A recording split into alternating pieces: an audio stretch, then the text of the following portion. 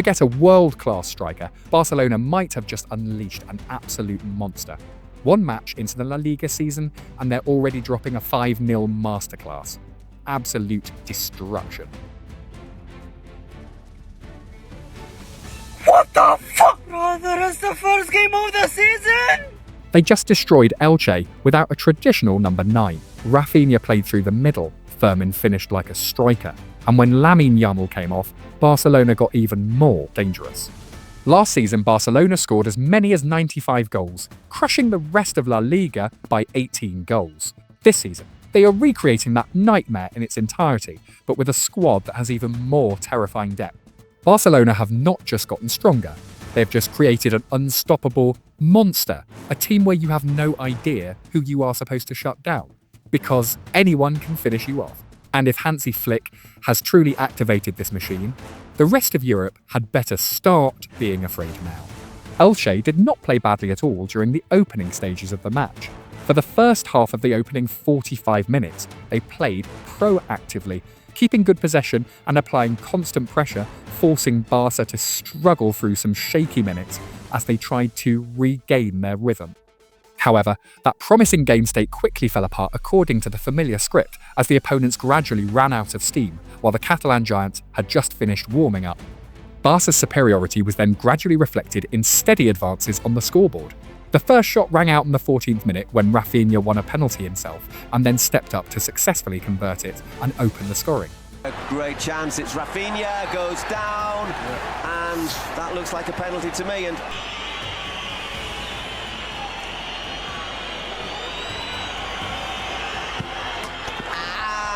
well, virtually unstoppable.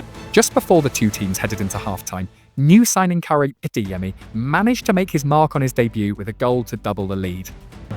Once again, that little space in the middle, Raphinha, Adeyemi, 2-0.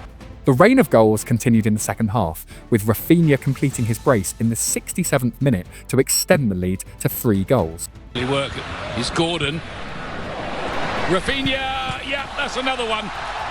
This spectacular attacking feast was then brought to a climax by the brilliance of Fermín López, who found the back of the net twice in succession during the final 12 minutes of the match to seal a complete 5-0 victory.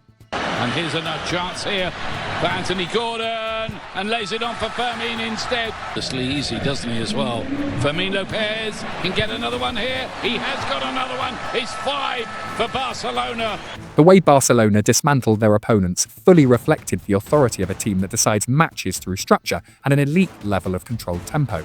They did not need luck or some late burst of inspiration, instead calmly waiting for their opportunity as Elche exhausted themselves after their initial efforts to keep up. The disparity was incredibly stark, much like Elche having to strain every muscle to accumulate every tiny advantage just to claw their way forward, while Barca only needed to unleash their wealth of quality and inherent class to easily crush every form of resistance. I think that a lot of quality. It was a slow start for Barcelona. I think Elche did a good job with a high line, putting a bit of pressure, having the ball. Even they have more possession in the first 45 minutes. But then when they ran out of legs and Barcelona started replacing players, it was very difficult to stop. So I think overall it's a great result for Barcelona. A very good start because it shows the depth in this squad. Not only the youngster, but also the amount of talent that they got. That overwhelming and formidable strength is precisely why the scariest thing about Barca this season is not simply possessing a collection of outstanding players, because big-name teams like Real Madrid, PSG and Man City can do the same. What truly makes their opponents nervous is that they have completely escaped dependence on a single style of play. This match was a clear demonstration of that, as Hansi Flick did not even need to deploy a traditional centre-forward. Raphinha drifted inside to operate as a false 9, while Lamine Yamal and Adeyemi continuously wreaked havoc in the 2 wide channels. There was no fixed formula being imposed, only flexible pieces being rearranged according to the opponent and each moment on the pitch. Sports media outlets have unanimously described this as a positionless attack, incredibly unpredictable and overflowing with technical quality. You simply cannot predict how Barca will approach a match, simply because the way they operate depends entirely on how troubled and exhausted you become yourself. Isn't it funny, guys? We've been sitting here talking about Barcelona starting the season without a striker, and they've lost the goals from Ferran, and they've lost the goals from Lewandowski, and where are the goals going to come from? And then they went 5-0 on the opening day of the season for them. So very, very impressive for Barcelona, and actually sending out a bit of a message and perhaps giving the hierarchy maybe an idea. Maybe it's not that urgent for them to sign a striker, because if they don't bring a striker, they've got all these players that can kind of fill in. I think they will need to find a striker from between now and the end of the transfer market, but they did well finding the back of the net tonight. The flexibility in how the attack operates does not stop there, because squad depth is the factor that truly keeps opposing managers awake at night. The summer transfer window saw Barcelona bring in as many as 5 new faces, including Rodri, Anthony Gordon, Karim Adeyemi, Joao Cancelo, along with several other names. The surprising detail is that Rodri, the signing that has received the most anticipation, has yet to officially make his debut, yet the Catalan side have already demolished an opponent 5-0. The abundance of personnel was evident in Anthony Gordon, who needed just 25 minutes at the end of the match to leave a major mark with 2 assists, creating 2 gilt-edged scoring chances and registering 1 shot on target. The guys are amazing people, but more importantly, amazing players. You see the ability for some of the goals, some of the creativity in the team. It makes my job so much more easy, because in the end I just have to run in behind, and Pedri will find me with the... The impressive numbers produced by the new additions immediately exploded across football forums, creating a wave of lively discussion among fans. One fan put it briefly but succinctly, lab-made footballer for Flick's system, implying that Gordon was born to fit Hansi Flick's philosophy. For years, La Masia has been renowned for its ability to self-produce young talent, and now Barça are also proving that they know how to import lab-grade stars directly from Newcastle. That performance became even more frightening when Fermín López scored a brace while Adeyemi registered a debut goal, despite both being substitute options rather than part of the strongest possible starting 11. Having a deep squad with 17 to 18 players always ready to start, rather than relying on 11 fixed names, is precisely the weapon that should make Champions League opponents genuinely wary. When the season enters its most brutal phase in March or April, when a packed schedule wears down the fitness of every team, this remarkable depth will become Barcelona's biggest difference maker. Better, they've really recruited a strong, quick side. They've got speed on their side now. To do what Hansi Flick wants to do, they are either going to survive or die by the sword for a 3rd time. And I don't know if you could say that they've died by the sword in 2 seasons where they've won La Liga in very convincing fashion. Now it's the Champions League. That's what they're going after. And they got... When you look at just the winning DNA that's in Barcelona right now, they have added a winner in Rodri, a serial winner. Everywhere he goes, winning follows. And so this is a massive chess piece that they've added to the chessboard. The image of such an even and cohesive team is led by Raphinha, who currently wears the captain's armband for Barcelona. In the number 9 role, he shone with a brace while continuing to maintain an almost perfect penalty record throughout his career, with a success rate of approximately 94%. After opening the scoring, Raphinha recreated a Spider-Man-inspired celebration, immediately fueling countless conspiracy theories on social media that this was a message aimed at Julian Alvarez, the star who has a similar celebration and is currently the subject of transfer rumours involving Camp Nou. However, the answer from Barca's captain himself after the match completely dispelled all the far-fetched speculation. It was simply a promise he had made to his young son, who is obsessed with the web-slinging character and wanted to see his father celebrate like a superhero. ¿Quieres explicar tu celebración de por quién va? Me ha pedido Gael me ha pedido que celebrara así, ahora está en el momento de subir, que le encanta el Spider-Man y me ha pedido que celebrara así. The simple truth left the entire internet in disbelief, as the grand transfer conspiracy turned out to be nothing more than a father keeping a promise to his young son. That warmth extended into the story of Fermín López, who once again left people wondering just how many consecutive seasons he has been labelled an underrated player at Barca. Coming off the bench, he scored 2 goals in just 12 minutes, thanks to his intelligent movements and his uncanny knack for always appearing in the right place at the right time inside the box. Those 2 men painted a complete picture of Barcelona's current spirit. If Raphinha represents sacrifice for the team by being willing to take on any position Flick asks of him, then Fermín proves one clear reality, At Barca right now, you do not need to be a heavily promoted media superstar to step up and decide a match. Yet the brilliance of these versatile players inadvertently exposed a major question mark, reminding everyone that we should not be too quick to declare Barca perfect.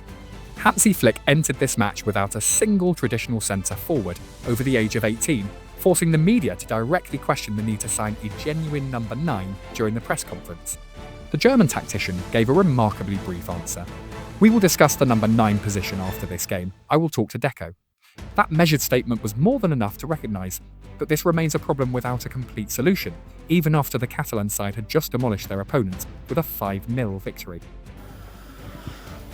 We will speak after this game. This was clear because Deco and I we speak very often. What we can do, what is important, and it will be also next week. So we wait. We are really happy that we won 5-0 and 3 points because this is a fantastic start for us. This is what we want, and it also gives us the confidence we need also for the next matches. The irony is that the name the media constantly keep calling for that missing centre-forward position is currently having to endure a completely different storm at a place several hundred kilometres away from Camp Nou. Alongside the uncertainties in the transfer market, Barca's current squad also contains a few small internal ripples, most notably Lamine Yamal's performance when he failed to produce a truly outstanding night. According to official statistics, the Wonder Kid recorded just 2 dribbles, created 1 chance, and attempted 2 shots, rather underwhelming numbers compared to the extremely high standards he himself has established. Flick's decision to take Yamal off in the middle of the second half continued the story of Yamal looking frustrated when being substituted, a scenario that has been repeated time and time again over the past year, from matches against Eintracht Frankfurt, Levante Atletico to Mallorca. Yet the German manager's attitude toward that reaction has always remained consistent, exactly as reflected in his blunt statement. "If he's a little angry, I totally understand it and I like it." Imagine if you are upset and angry and frustrated in the first game of the season. Well, what happens when you get into November, into December, until the turn into the new year and things become a grind? Just because you're not having the best match, it doesn't mean that now everything is just hard work and the shoulders are down. Do your job just like we're doing our job. We're running for you, run for us, and we're going to be successful together. Yeah, exactly. It's not about you every single time. You don't have to have the spotlight. You don't have to be the best player. You don't have to pick up the best player of the game every single game. And sometimes we will need some runs. Sometimes you will need a little bit of intensity from you. It's not about you having the ball. It's not about you making the dribble, making the assist, or trying to score in goals. Taking Yamal off had nothing to do with losing faith in him, because Barca still view the young star as the centrepiece of their long-term project. Nevertheless, the message remained extremely firm. Not every match has to revolve around one individual. Even if Camp Nou airs another episode of the Lamine gets substituted series every few weeks, at least in this episode, Barcelona still secured a resounding 5-0 victory. The ruthless decision to take Yamal off when he was not playing well proved that Flick and his coaching staff are in complete control of the dressing room, determined to avoid falling into the trap of a player power scenario where one star places himself above the entire system. The discipline and tightly structured operation Flick has established become even more striking when looking across at their arch-rivals, where Real Madrid are literally having to write a new chapter instead of possessing a clearly defined system like Barca. The Spanish giants have just brought Jose Mourinho back to the head coaching position after 13 years to replace Carlo Ancelotti, who left the club to take over the Brazil national team. The 3-year reunion deal came immediately after 2 consecutive trophyless and deeply disappointing seasons for Los Blancos. In complete contrast to Barca's spectacular night as they demolished Elche 5-0, Real Madrid under Mourinho could only labour to a 2-1 victory over Espanyol. It feels as though Real Madrid are not searching for stability right now, but are tirelessly trying to recover the nostalgic atmosphere of 13 years ago. Their problem has never been a lack of individual quality, but the most complicated question has always been, how do you turn a collection of world-class stars into a truly fluid, smoothly functioning system? While Barca are desperately searching for an elite number 9, on the other side of Madrid, an ironic scenario is unfolding with the very name they desire the most.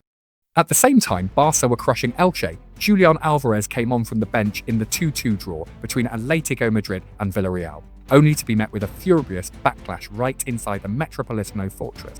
More than 70,000 spectators continuously unleashed deafening boos and whistles from the moment the Argentine striker's name was announced over the loudspeaker.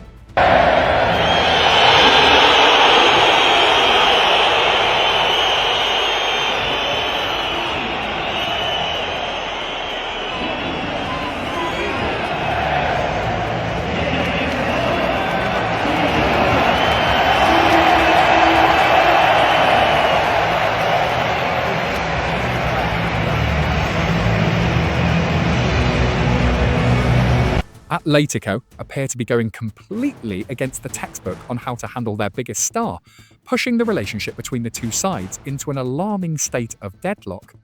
The pressure was so intense that Alvarez had to quietly leave the pitch and head straight down the tunnel alone, unable to stay behind to celebrate or share the moment with his teammates, a massive divide that demands both the player and the club quickly find a way out before the situation spirals beyond control. That bigger picture explains why the most significant thing after the demolition of Elche was not the emphatic scoreline on the scoreboard, but rather the way Hansi Flick has remained committed to building a Barcelona that no longer depends on any individual. There, Raphinha serves as the symbol of sacrifice for the team. Fermín López has become living proof that you do not need media glamour to have the power to decide a match. Anthony Gordon brings a fresh and abundant source of energy, while Lamine Yamal is constantly being moulded into a global superstar but is absolutely never allowed to stand above the collective. Barcelona now possess a host of exceptional talents, yet Hansi Flick's message remains firm and crystal clear. No one is allowed to be bigger than the system. A complete and disciplined team to a frightening degree now exists, and everything we have just witnessed is only the beginning. If you enjoy our video, don't forget to hit like to help this video reach to other football lovers, and hit the subscribe button to follow for more interesting videos about football stories. See you in the next video.